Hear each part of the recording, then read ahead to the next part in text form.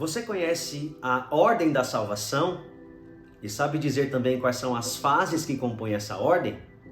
Olá, eu sou o pastor Diego Rui, professor do curso de Teologia Reformada, e hoje nós vamos responder essas e outras questões, mas antes eu quero convidar você, como sempre, a curtir esse vídeo, deixar seu comentário, compartilhar esse conteúdo para outras pessoas e também se inscrever em nosso canal para que você receba nossas atualizações e conteúdos.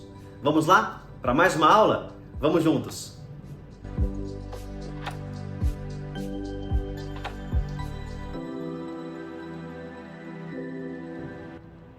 Seja muito bem-vindo a mais uma aula do nosso curso de Teologia Reformada, oferecido pela Sexta Igreja Presbiteriana de Uberlândia. É muito bom ter a sua companhia, você que tem assistido, maratonado os vídeos, que bom! Nós temos recebido mensagens de pessoas de diversos locais do Brasil comentando que têm sido edificadas e ajudadas por esse conteúdo, e esse é o nosso objetivo, ajudar você a se aprofundar mais no conhecimento da Palavra de Deus à luz da teologia reformada. Se você perdeu algum vídeo, eu convido você a entrar no nosso canal do YouTube, a acessar a nossa playlist, e lá nós temos todas as aulas. Você pode assisti-las, revê-las, revisitar o conteúdo e assim ser edificado e abençoado.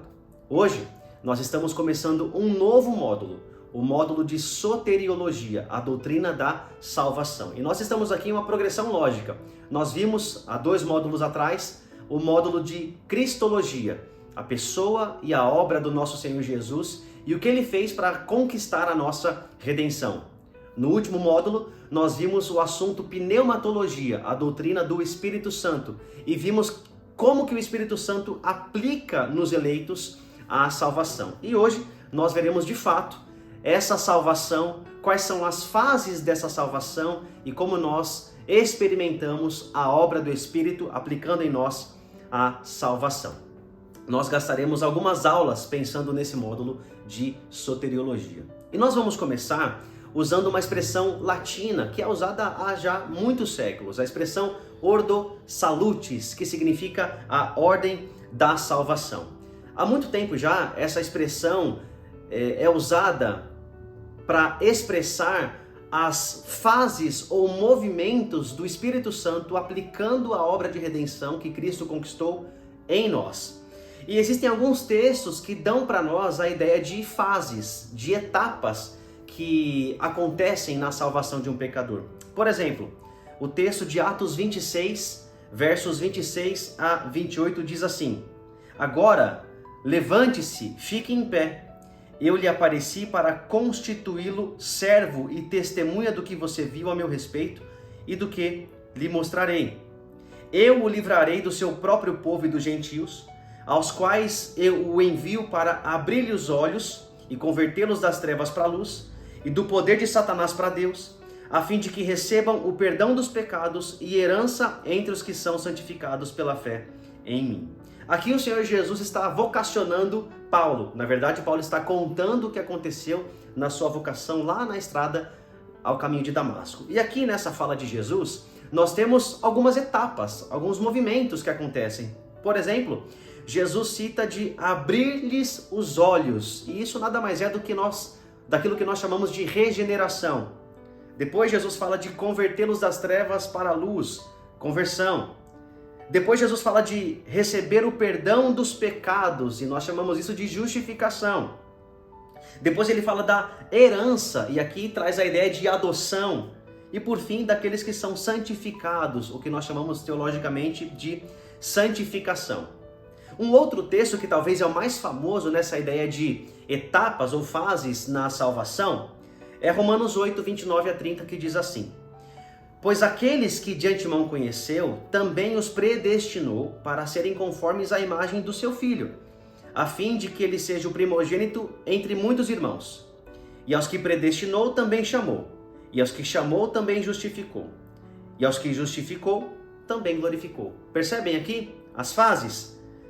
O chamado, aliás, a predestinação, chamado, justificação e glorificação. Esse é o texto mais famoso e alguns teólogos usam a expressão de cadeia dourada ou corrente dourada, como se cada etapa descrita aqui em Romanos 8, 29 a 30 fossem elos de uma corrente que nunca se quebrará.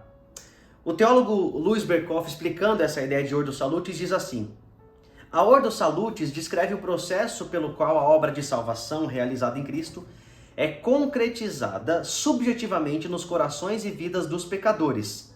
Visa descrever em sua ordem lógica e também em sua inter-relação os vários movimentos do Espírito Santo na aplicação da obra da redenção.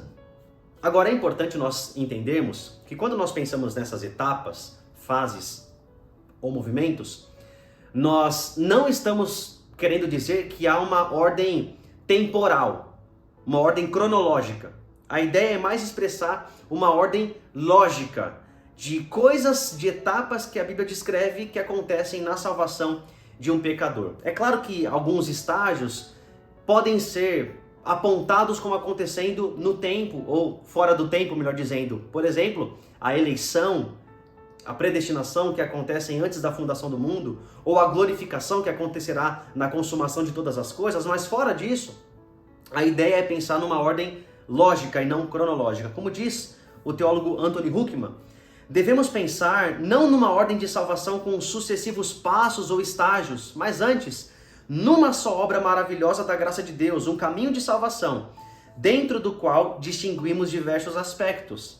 As diversas fases do caminho de salvação devem ser vistas como aspectos simultâneos do processo de salvação, os quais, depois de iniciados, continuam lado a lado. Então é claro que essa divisão da Ordo Salutis, da ordem de salvação, é didática, é para nos ajudar a entender essas fases, esses movimentos que a Bíblia descreve que acontecem nesse pacote, digamos assim, da salvação. E que fases são essas que acontecem na salvação de um pecador? Não há consenso entre os teólogos sobre quais são exatamente as fases. Alguns citam algumas fases, outros teólogos citam outras. Nós aqui usaremos as fases mais comuns nos tratados teológicos. Ou seja, a Ordo Salutis, a ordem da salvação, é composta das seguintes fases. Primeiro, eleição e predestinação. Depois, vocação, regeneração, união com Cristo, conversão, justificação, adoção, santificação, perseverança e glorificação. Nessa e nas próximas aulas, nós veremos cada uma dessas etapas elucidando biblicamente o significado delas. Agora, vale a pena nós entendermos que essa salvação que Jesus conquistou para nós e é aplicada em nós pelo Espírito, deve ser encarada em três perspectivas em relação ao tempo. Nós podemos olhar para passado, presente, futuro, ou num processo atemporal, temporal e existencial. Em que sentido? Fora do tempo, ou seja, num processo atemporal ou numa etapa atemporal, nós fomos salvos na eleição do Pai, antes da existência do tempo, antes da criação do mundo. Já temporalmente, dentro do tempo, da história, do espaço, nós fomos salvos pela morte do Filho. Cristo veio, vive e morre em nosso lugar, e então nós somos salvos no tempo pela obra do Filho. Já no aspecto existencial, nós pensamos que somos salvos pela obra do Espírito Santo em nós, que nos ressuscita dos mortos e aplica em nós a obra da salvação. Então veja que a salvação pode ser vista nessas três formas: atemporal, temporal e existencial. De modo que o teólogo John Frame diz assim em sua teologia sistemática: podemos dar respostas complementares à pergunta: quando vocês foram salvos? Podemos responder: 1. Antes da fundação do mundo. 2. Na cruz do Calvário. E 3. Quando passamos a crer em Cristo. Então é claro que nós, existencialmente, na nossa experiência, experimentamos a salvação na nossa vida, no tempo e no espaço, pela obra do Espírito. Mas há todo um processo que envolve a eleição do Pai e a morte do Filho. Agora, em relação a essa aplicação da obra da salvação feita em nós pelo Espírito, nós podemos ver dois aspectos. Primeiro, o aspecto objetivo. E esse aspecto descreve o nosso status, a nossa posição ou situação perante Deus. Não se refere a sentimentos, a experiências a percepções, diz respeito ao nosso estado. Então, por exemplo, o cristão, ao crer em Jesus, ele é justificado. E mesmo que ele não se sinta justificado, que ele não experimente essa justificação nos seus sentimentos, no seu interior, a experiência não muda o fato da sua posição objetiva diante de Deus. Então, há esse aspecto objetivo, mas também existe o aspecto subjetivo, que descreve o que a salvação faz no interior de um crente. Então, existem elementos nesse processo de salvação, das fases da salvação, que são subjetivos, que também são experimentados por nós, que mexem com os nossos sentimentos, com o nosso interior. Mais uma vez, citando John Frame, ele diz assim: todas as bênçãos da aplicação da redenção são objetivas, no sentido de que são bênçãos reais, independentemente dos nossos sentimentos ou interpretações. E algumas são subjetivas também em outro sentido. Elas nos transformam no nosso interior e transformam o coração do cristão. Ou seja, tudo que Cristo conquistou por nós e para nós e que é aplicado pelo Espírito é real, é objetivo. Mas algumas dessas fases, dessas etapas da salvação também são subjetivas. Exemplo, a santificação. A santificação transforma o nosso interior, o nosso pensamento, os nossos sentimentos. Ou a adoção, quando o Espírito Santo testifica em nosso coração que nós somos filhos de Deus, isso é uma experiência subjetiva. Então, por um lado, tudo é objetivo e por outro lado, algumas coisas também são subjetivas. Vamos pensar um pouco sobre esses elos da corrente dourada, essas etapas da salvação. Começando por aquilo que aconteceu antes da fundação do mundo, que nós chamamos de eleição ou predestinação. Esse é um assunto difícil, um assunto que tem gerado muitos embates há anos já, aliás, há séculos. E o nosso objetivo aqui é apresentar biblicamente o que devemos entender sobre eleição e predestinação. Não adianta fugirmos do assunto. Nós precisamos tratar, por quê? É um assunto bíblico. Independentemente da interpretação que você dá, é um assunto que está na Bíblia e nós precisamos tratá-lo. Como diz o teólogo R.C. Sproul, se temos de ser bíblicos em nossa teologia, devemos incluir algo da doutrina da predestinação, porque a Bíblia, não Agostinho, nem Lutero, nem Calvino, apresenta claramente o conceito.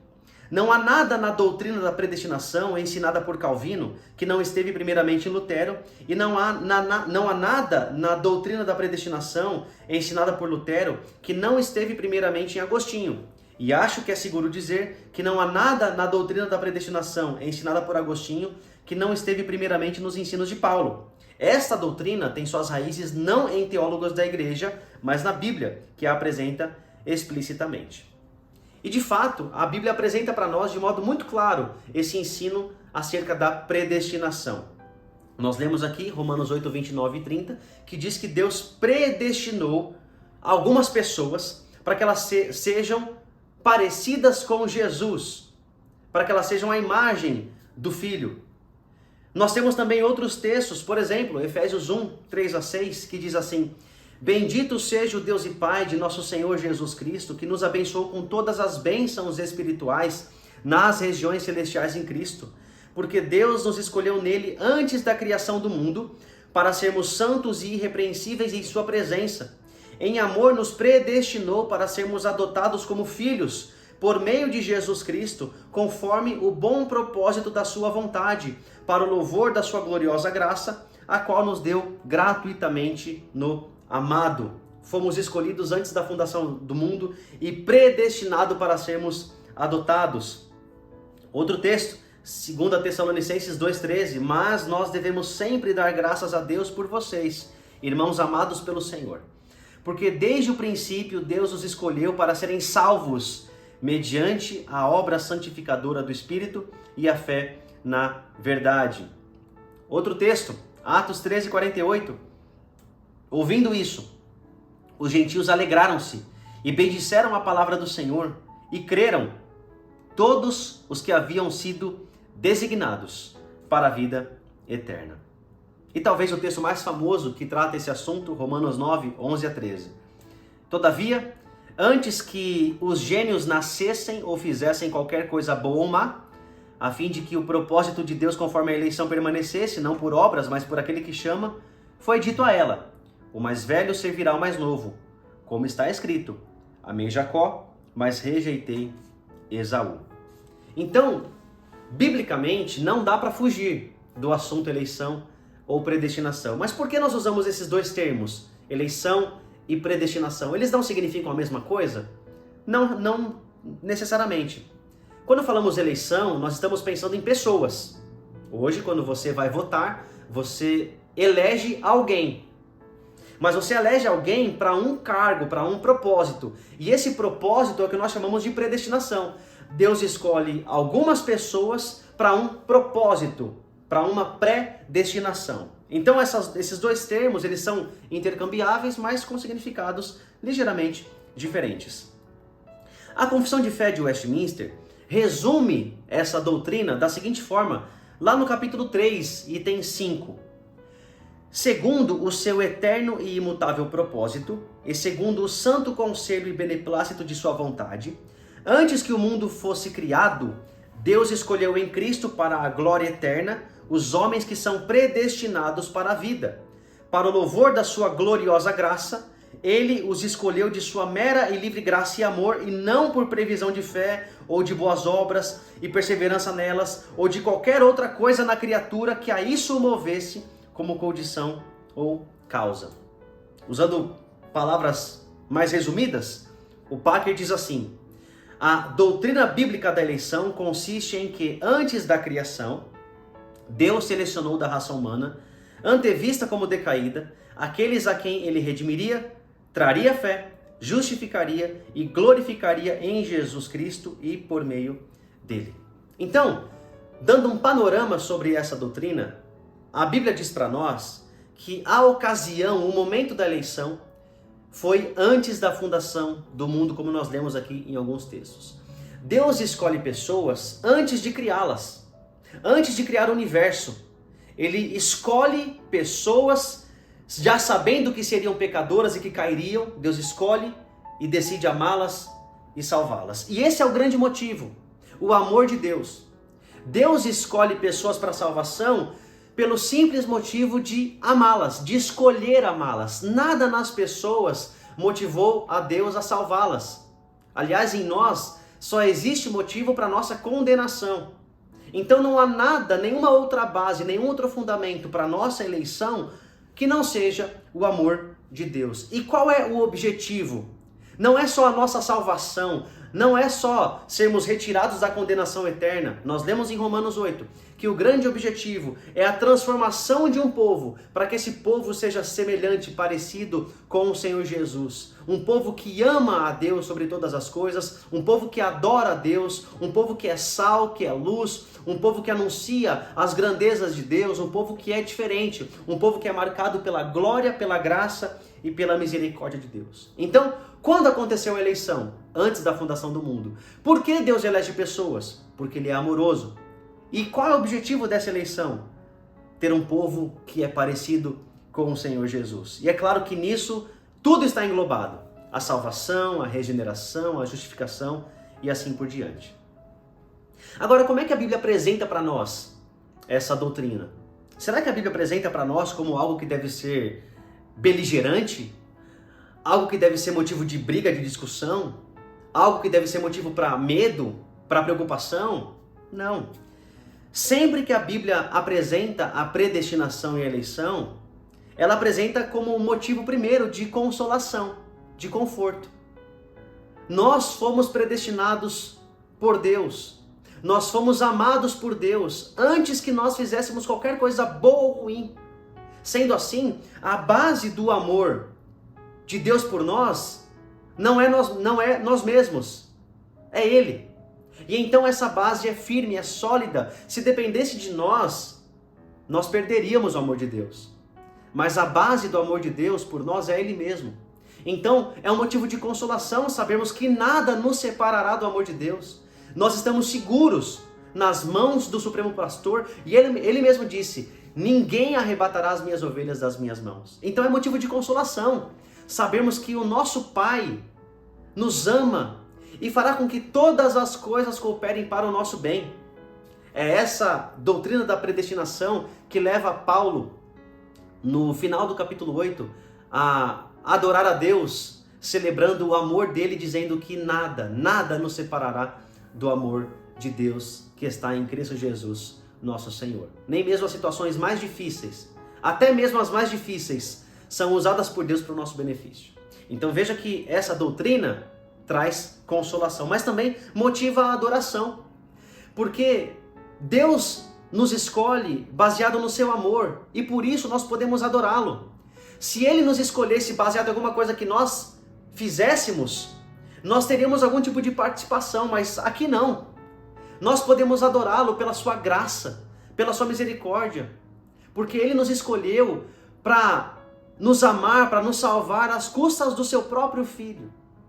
Então, a eleição e a predestinação nos devem levar à adoração. Mas além disso, também é um incentivo para evangelização. Certa feita, Deus diz assim para Paulo: você deve pregar nessa cidade porque eu tenho muito povo nessa cidade. Veja, pessoas que nem haviam ouvido o evangelho ainda, mas Deus já tinha escolhidos lá. Então, a evangelização é motivada por sabermos que a palavra do evangelho frutificará no coração dos eleitos. Então é uma motivação, diferentemente do que alguns pensam. Alguns pensam que por conta dessa doutrina nós não precisamos evangelizar, o que é uma mentira. A Bíblia diz que Deus escolheu salvar os crentes pela loucura da pregação. Então o meio pelo qual Deus salva os eleitos é a pregação, é o anúncio da mensagem do evangelho. Então esse é um tremendo incentivo. Nós podemos pregar com confiança que a salvação não está na nossa oratória, não está na nossa habilidade argumentativa, está no poder de Deus, usando a sua palavra para atrair e regenerar os eleitos. Agora é claro, essa doutrina ela é alvo de várias e várias objeções.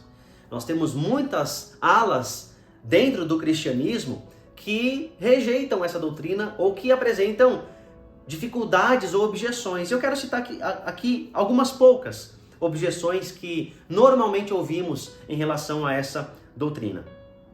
A primeira objeção é que a eleição é fatalista.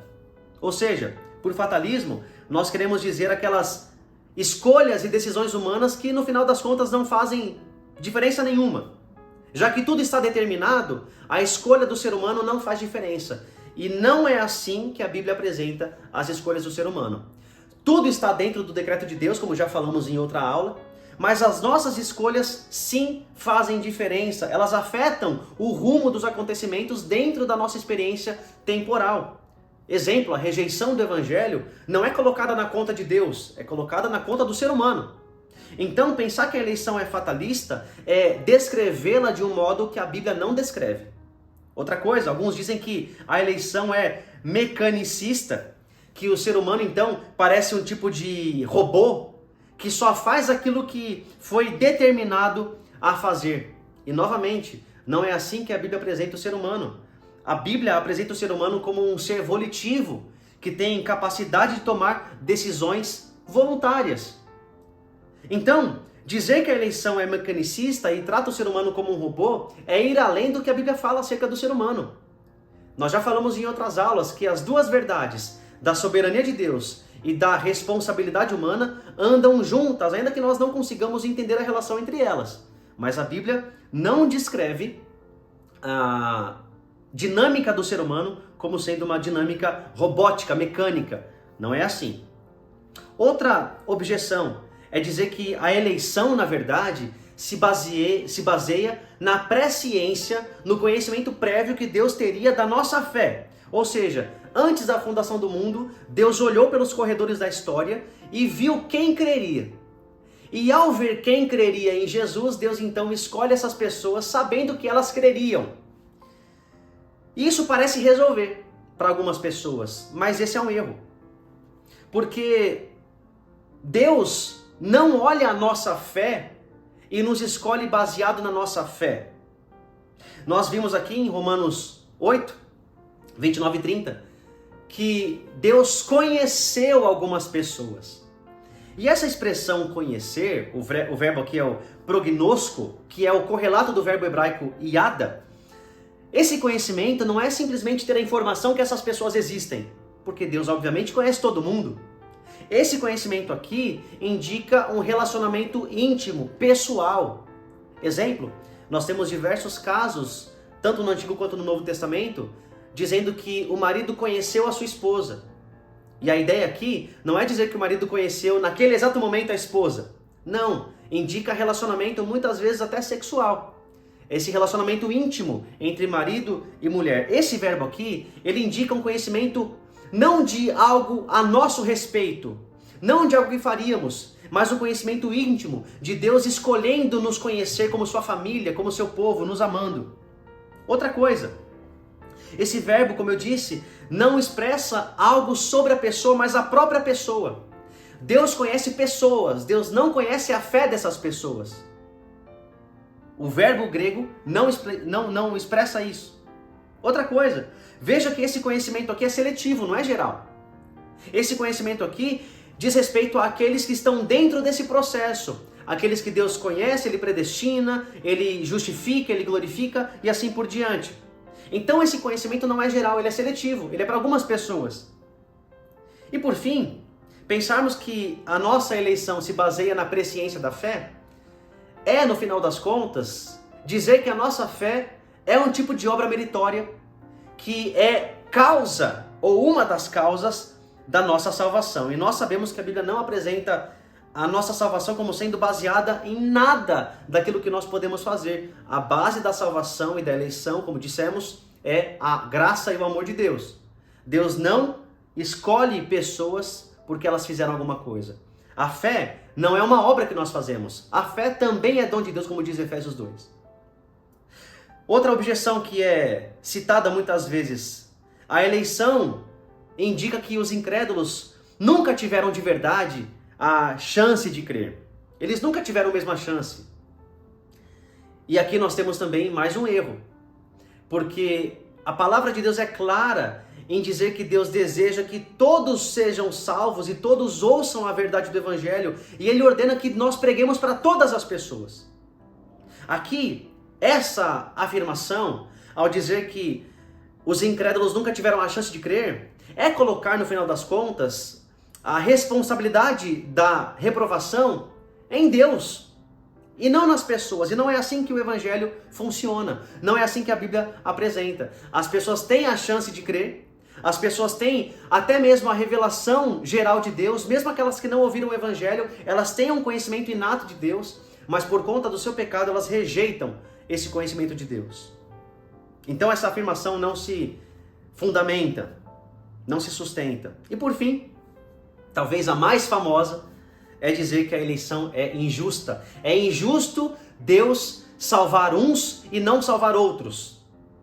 E aí, o problema dessa afirmação é pensar que Deus tem a obrigação de salvar pessoas. Deus, ao escolher salvar pessoas, Ele não está salvando pessoas neutras. Ele está escolhendo dentro da raça humana que escolheu se rebelar contra Ele, que escolheu ser inimiga dele. Então Deus escolhe rebeldes, inimigos, aqueles que o odiavam. E todos esses mereceriam a condenação eterna. Se Deus não salvasse um ser humano, Ele ainda seria totalmente justo. Pensa nos anjos. Os anjos que pecaram, os demônios, pecaram uma vez contra Deus. E Deus não ofereceu chance de arrependimento. Deus os condenou à eternidade, longe de Deus. E Deus é justo por causa disso. Porque um pecado cometido contra um ser infinito merece uma punição infinita. Então Deus não dá salvação aos demônios, e Ele poderia não dar salvação aos seres humanos também. E Ele seria justo se fizesse isso, mas Ele escolhe salvar pessoas. Por quê? Porque Ele é gracioso. Ele não está dando o que essas pessoas merecem. Ele não está obrigado a nada. Ele faz isso motivado pela sua graça. Então a eleição não é injusta, porque Deus não deve nada para ninguém. Deus salva quem Ele quer, porque Ele salva pessoas rebeldes. Torna inimigos em amigos, rebeldes em filhos. A pergunta não é porque Deus não escolhe alguns. A pergunta é porque Deus, sendo santo, poderoso, maravilhoso, escolhe alguém. A eleição é prova da graça e da misericórdia de Deus. O R.C. Sproul, falando sobre isso, diz assim: quando Deus considerou uma raça de seres humanos caídos e corrompidos em rebelião contra Ele, decretou que concederia misericórdia para alguns e justiça para outros. Esaú recebeu justiça, Jacó recebeu graça. Nenhum dos dois recebeu injustiça. Deus nunca pune pessoas inocentes, mas redime pessoas culpadas. Deus não redime todas elas e não está sob nenhuma obrigação de redimir qualquer delas. A coisa maravilhosa é que ele redime alguns. Deus seja louvado pela salvação que ele oferece em Cristo Jesus. Mas fica ainda uma pergunta. E quanto aos não eleitos? Se Deus escolheu antes da fundação do mundo os que seriam salvos, e aqueles que ele não escolheu? Deus então cria pessoas para ir para o inferno? Deus escolhe mandar essas pessoas para o inferno? O que nós chamamos muitas vezes de dupla predestinação? Esse é um assunto que também nós devemos tratar. E esse assunto deve ser tratado com muito cuidado, dentro dos limites que a palavra de Deus mostra pra gente. E a primeira coisa é que entrar nesse assunto é tentar entender ou descrever ou compreender os processos soberanos e insondáveis de Deus. Mas mesmo assim, a Bíblia dá alguns indícios para nós. E nós vamos ler aqui o texto de Romanos 9, versos 20 a 24, que diz assim: Mas quem é você, ó homem, para questionar a Deus? Acaso aquilo que é formado pode dizer ao que o formou: Por que me fizeste assim? O oleiro não tem direito de fazer do mesmo barro um vaso para fins nobres e outro para uso desonroso? E se Deus, querendo mostrar a sua ira e tornar conhecido o seu poder, suportou com grande paciência os vasos de sua ira preparados para a destruição? Que dizer se ele fez isso para tornar conhecidas as riquezas da sua glória aos vasos de sua misericórdia que preparou de antemão para a glória? Ou seja, a nós, a quem também chamou, e não apenas dentre os judeus, mas também dentre os gentios? Notem aqui, irmãos e irmãs, que o texto fala daqueles que foram preparados por Deus para a glória e aqueles que foram preparados para a destruição. Aqui no texto grego nós temos uma nuance que talvez ajude a gente a entender. Quando o texto se refere a vasos preparados de antemão para a glória, aqueles que foram de fato eleitos para a salvação, isso indica uma ação ativa de Deus. Deus preparando essas pessoas ativamente, escolhendo-as para a salvação. Mas quando o texto fala de vasos preparados para a destruição, aqui nós temos uma ênfase não na ação de Deus, mas numa ação das próprias pessoas, que são esses vasos de destruição. Ou seja, nós temos uma ação ativa de Deus ao escolher pessoas para a salvação e uma ação passiva de deixar essas pessoas que não foram eleitas para a salvação de seguirem o caminho da sua própria condenação, de receberem a recompensa dos seus próprios pecados. O termo teológico que nós usamos para isso, ou os termos teológicos, são preterição ou reprovação.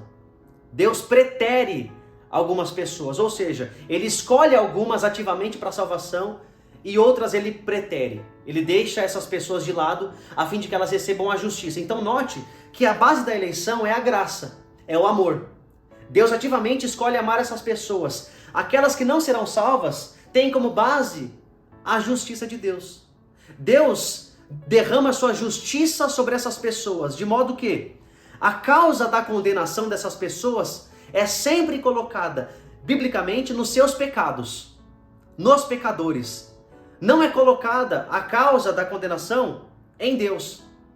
Por quê? Porque Deus tem prazer em salvar e não em condenar. Então nós devemos pensar que aqueles que são salvos porque Deus é gracioso e decidiu salvá-las. Aqueles que serão condenados porque pecaram contra Deus e estão recebendo aquilo que merecem. Nós vemos isso, exemplo, lá em João 5, 39 e 40, Jesus dizendo: Vocês estudam cuidadosamente as Escrituras porque pensam que nelas vocês têm a vida eterna. E são as Escrituras que testemunham ao meu respeito. Contudo, vocês não querem vir a mim para terem vida.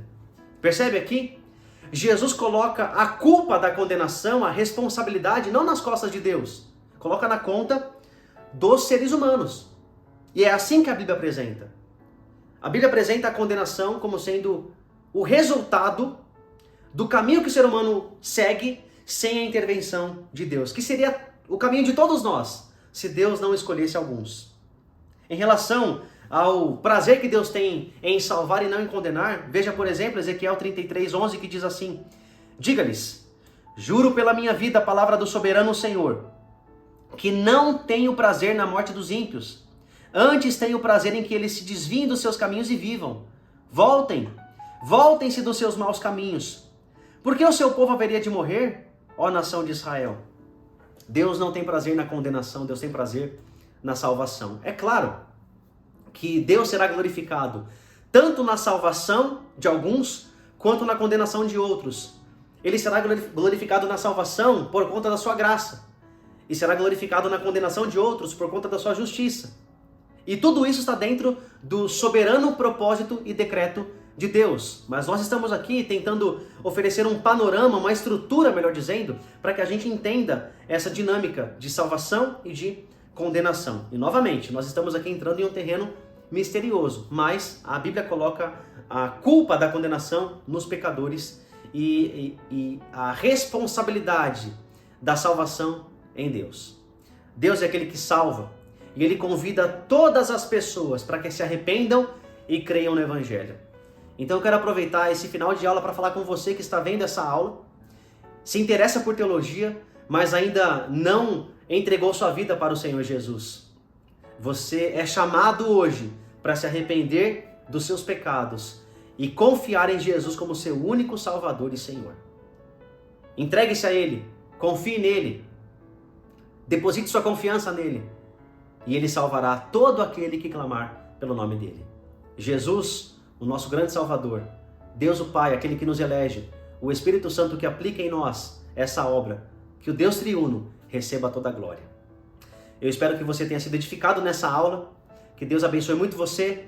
Na próxima aula nós continuaremos falando desse assunto, e o nosso desejo é que você seja edificado e abençoado. Até a próxima aula. Deus te abençoe.